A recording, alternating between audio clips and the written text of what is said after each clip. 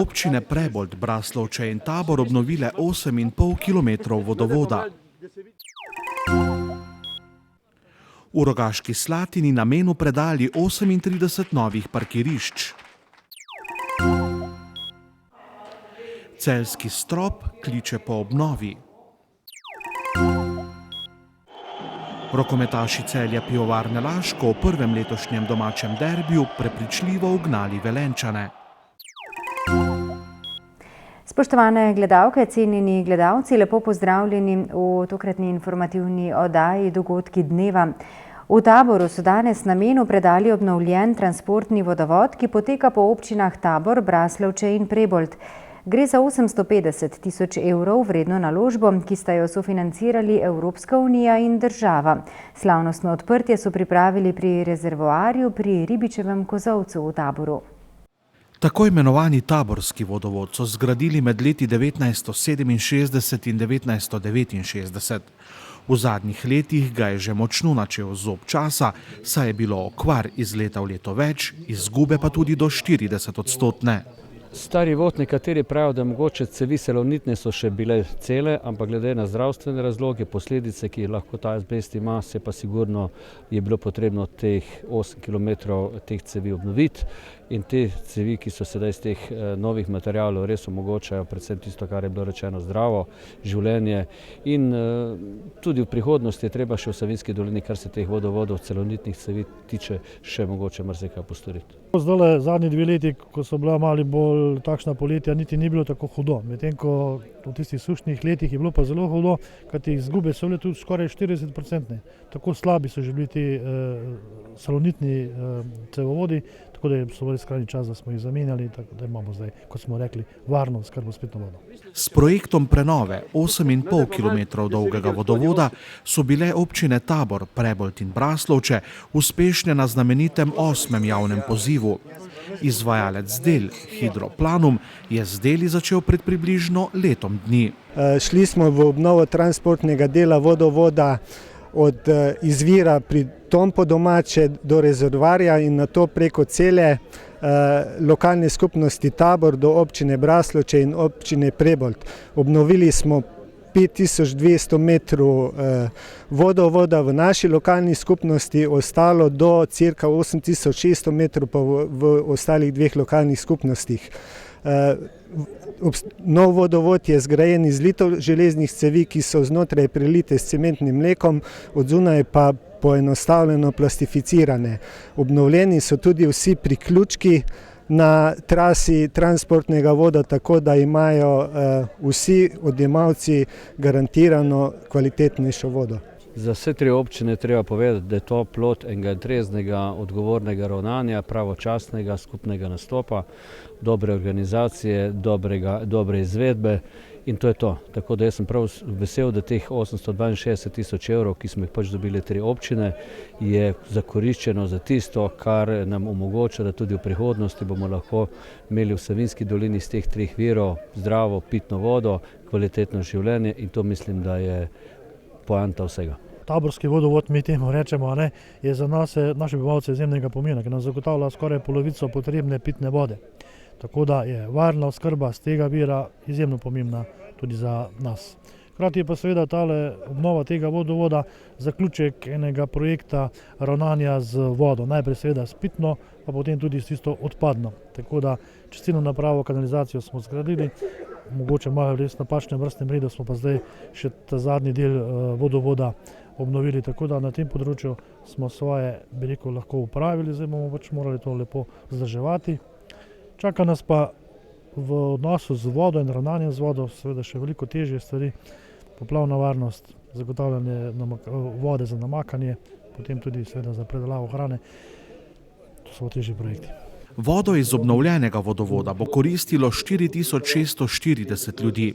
Vse 3 občine pa že razmišljajo o novih projektih na področju vodooskrbe. Situacija še ni zaključena, verjetno bo še sledil skupni projekt obnove vodovodov od izvirov pri Križnikovem mlinu in pa Suhem potoku ali Ojstrici.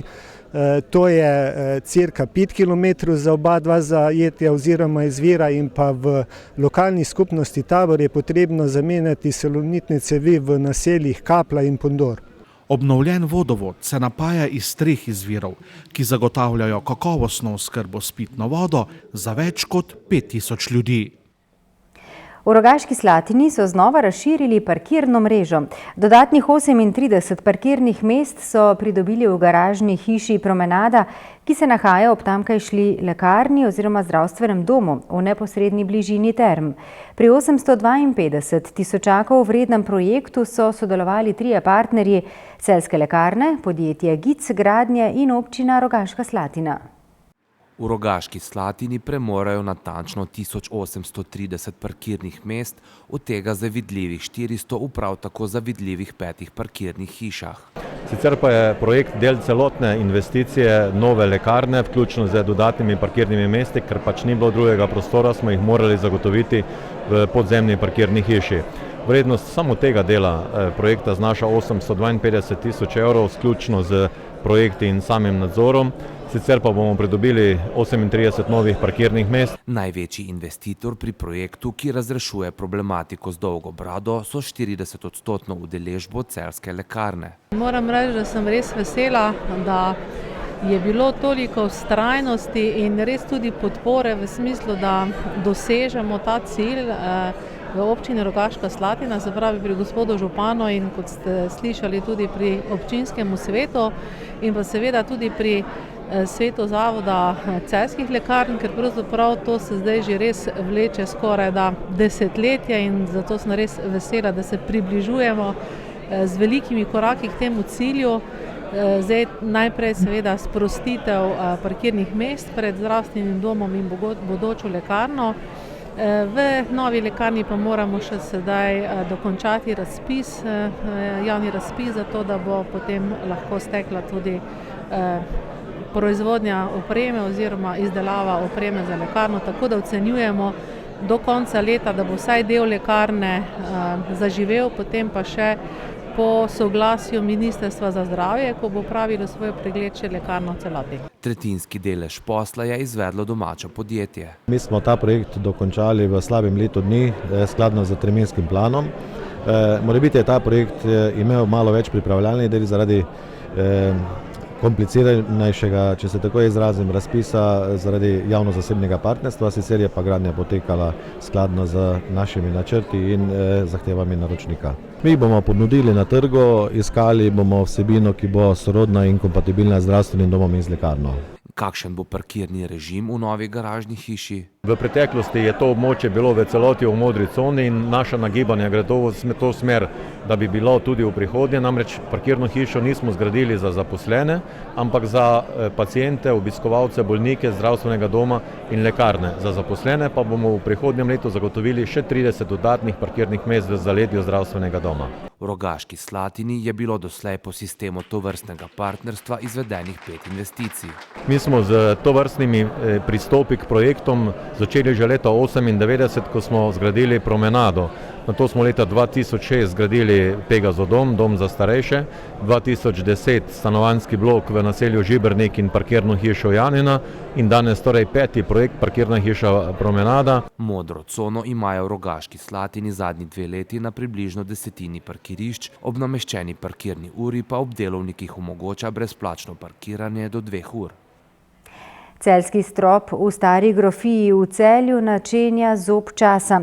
Zaradi tega Pokrajinski muzej Celje skupaj z Restavratorskim centrom Zavoda za varstvo kulturne dediščine že izvaja predhodne analize za začetek dela restavriranja tega slikarskega spomenika iz zgodnjega 17. stoletja.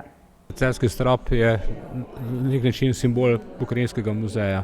Gre za edinstven strop ne samo v slovenskem prostoru, ampak širše, tudi širše in zaradi tega seveda smo se morali lotiti, potem ko smo ugotovili, da strop počasi, teda vztrajno se ga napadli mikroorganizmi, smo se morali lotiti tega začetka postopka restavriranja.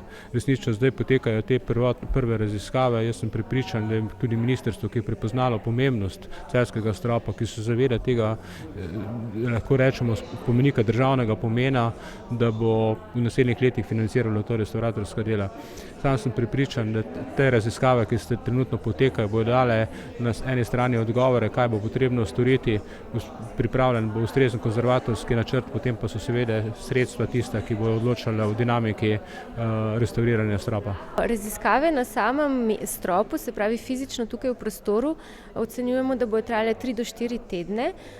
Kasneje pa se bomo z vzorci, ki jih bomo v tem času odvzeli, preselili v naš laboratorij in tam računamo pa, da bomo še približno 1 leto potrebovali, da bomo prišli do nekih zaključenih odgovorov.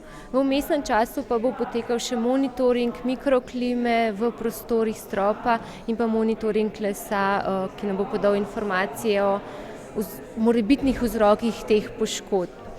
Raziskave so v bistvu usmerjene na 2 področji, se pravi zanima nas materialno in pa tehnološko, kako je bil strop sam izdelan.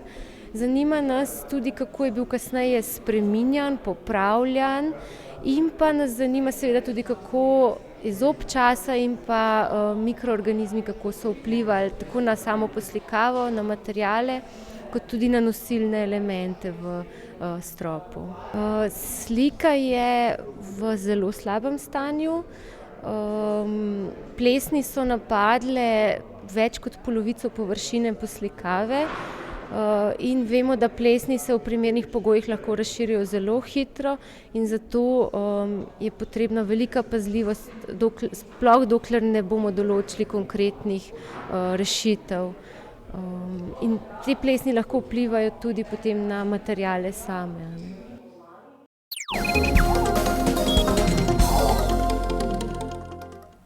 Rokometaši Celja Pivovarne Laško so dobili prvi letošnji derbi državnega prvenstva proti Gorenju. Sinoči so v dvorani Zlatorog z 28-24 premagali Gorenje in se še utrdili na vrhu prvenstvene lestvice.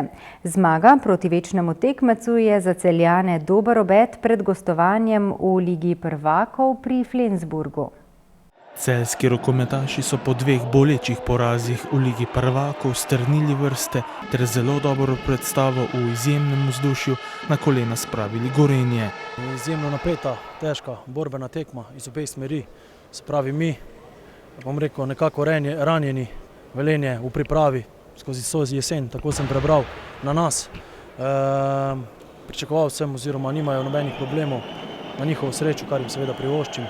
Mi imamo določene poškodbe, imamo določene probleme, ampak nekako z borbenostjo, z kolektivom, z zbranostjo smo vse tiste 100% mete, ki smo jih zmetali v njihova vratarja oziroma sta dobro posredovala, znali nekako se zbrati, obraniti, s tem, kar sem prej dejal, nadoknaditi in jaz mislim, da v drugem polčasu igra, ki je povsem zasluženo prinesla 2 točke oziroma da so ostale v domačem Zlatorogu.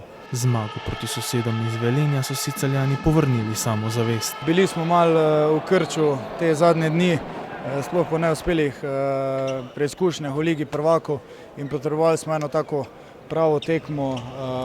Danes lahko rečem, da je bila spet tekmec primiren Ligi prvakov, tako da nam je le uspelo tudi iz nekega nihanja v sami igri prejiti potem v vodstvo in to vodstvo do konca zadržati. Vsi vemo, kakšna je to tekma med Celjem in Velenjem. Jaz bi se v tem priložnosti čestital z eno zahvalo ekipi za eno neverjetno borbeno predstavo. Bilo je veliko napak, veliko zgrešenih zicarjev, pa še vseeno na koncu mislim, da predvsem zaslužena zmaga in jaz mislim, da smo si s to zmago zdaj tudi malo samozavest dvignali in da gremo novim zmagam naproti. Zdaj je pred njimi sila zahtevno gostovanje v Nemčiji pri Flensburgu. Samozavest smo si sigurno povrnili, je pa res, da te tekme težke, ki se sledijo ena za drugo, tirajo tudi določeno utrujenost. Prvo se bo treba dobro spočiti, potem pa brez kalkulacij iti v Flensburg in predvsem uživati v igri, ne igrati v krču in normalno iti na zmago, kar so že tudi ekipe, ki so na papirju, lahko rečem, niže rangirane od ostalih, zmagovali. Tako da ne vidim nobenega razloga, zakaj ne bi bilo tudi tokrat v Flensburgu. Vsekakor bo težko, vsi vemo, da smo v elitni skupini, predstavniki so najvišjega kova, igramo v Nemčiji, Mi gremo tja se boriti po svojih najboljših močeh, kaj bo pa to na koncu rezultatsko, bomo pa videli. Ja, jutri je nov dan, jutri je nova zgodba, se pravi priprava na Flensburg, res si Liga prvakov v bistvu si sledi iz dneva v dan. Za mene je bila Liga prvakov ta teden 3 tekme, kajti tudi to tekmo štejem evroligaško, ker na drugi strani Gorenje 3 leta skupaj, kvaliteta za Evroligo in zato sem rekel, se pravi Visla, Gorenje in pa Flensburg v 7 dneh oziroma 8 dneh 3 evroligaške tekme.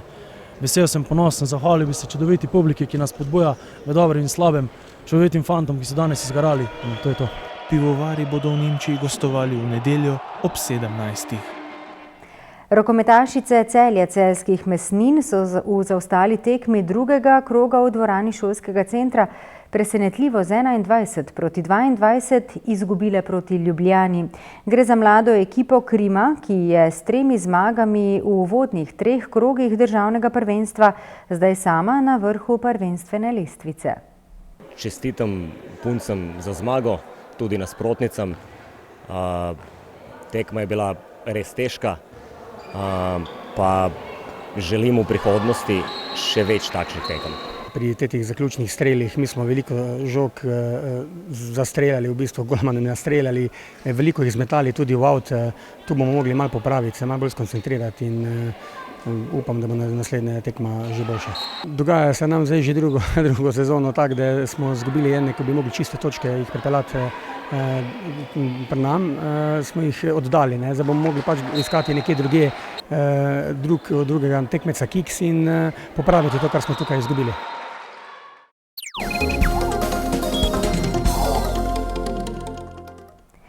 Jutri bo večinoma suho vreme, zjutraj bo ponekod po nižinah megla. Najnižje jutranje temperature bodo od 5 do 10, najvišje dnevne od 14 do 18 stopinj Celzija. V nedeljo bo oblačno, deževno in hladneje, na Primorskem pa bo pihala burja. Toliko v tokratni informativni oddaji. Hvala lepa za vašo pozornost. Bodite z nami tudi jutri. Nasvidenje.